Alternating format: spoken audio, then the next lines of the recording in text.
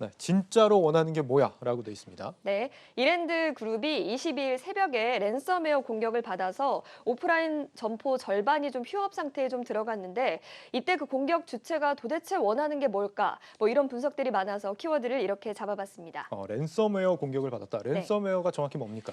랜섬웨어는 사용자 컴퓨터의 데이터를 암호화해서 사용하지 못하도록 만든 뒤에 이를 풀어주는 대가로 돈을 요구하는 악성 프로그램입니다. 예. 암호를 풀지 못하면 주요 자료는 모두 잃게 되는 셈인데요. 한국인터넷진흥원 측은 이번 사건을 랜섬웨어의 공격이었다며 그 공격 주체나 요구사항 등은 아직 확인을 해야 한다고 밝혔습니다. 굉장히 중요한 데이터를 갖고 있는 곳일수록 피해가 굉장히 크다라고 할 수 네. 있겠네요. 그렇습니다. 그런데 이번 사태에서 주목해야 될 점은 이번 랜섬웨어 공격으로 인해서 오프라인 점포가 좀 타격을 입었다는 거고요. 예. 이게 굉장히 상당히 이례적인 사건이라고 볼 수가 있습니다. 또 시기도 좀 주목해야 할 점으로 꼽힙니다. 보안업계에서는 최근 무서운 상승세를 타고 있는 비트코인의 시세 변화가 배후에 있을지도 모른다라는 분석을 제기하고 있습니다. 랜섬웨어가 비트코인 시세와 관련이 깊다. 네. 무슨 관계입니까?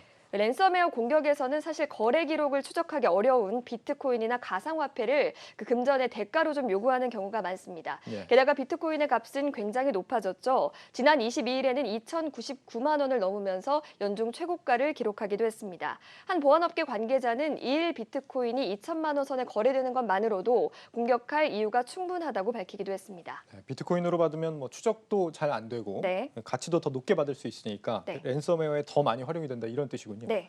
이랜드 그룹과 같은 이런 사례가 종종 있습니까? 네, 2017년에 영국이나 러시아를 비롯한 전 세계 99개국에서 이런 사태가 발생을 했는데요. 예. 당시 영국은 국가 의료 서비스 산하의 의료기관들에서 컴퓨터가 좀 해킹을 당했고 러시아 내무부의 컴퓨터도 좀 해킹을 당한 것으로 보입니다. 하지만 그때가 공교롭게도 지금과 같이 비트코인 시세가 절정에 달했을 때죠.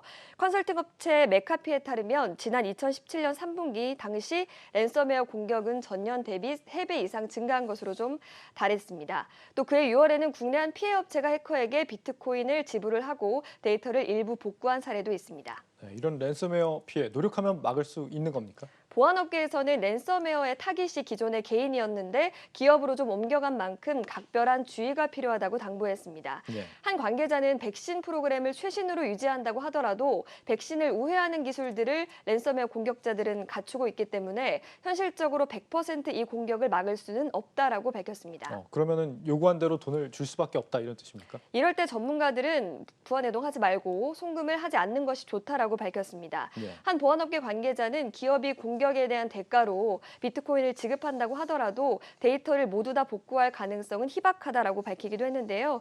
그러면서 중요 문서 파일의 확장자를 임의로 바꿔서 좀 열어볼 수 있도록 한 만큼 불확실한 파일은 열어보지 않는 것이 좋다라고 조언하기도 했습니다. 네. 돈을 주면 줄수록 이런 범죄는 더 기승을 부릴 테니까요. 네. 네. 이지호 기자였습니다. 기자 잘 들었습니다. 고맙습니다.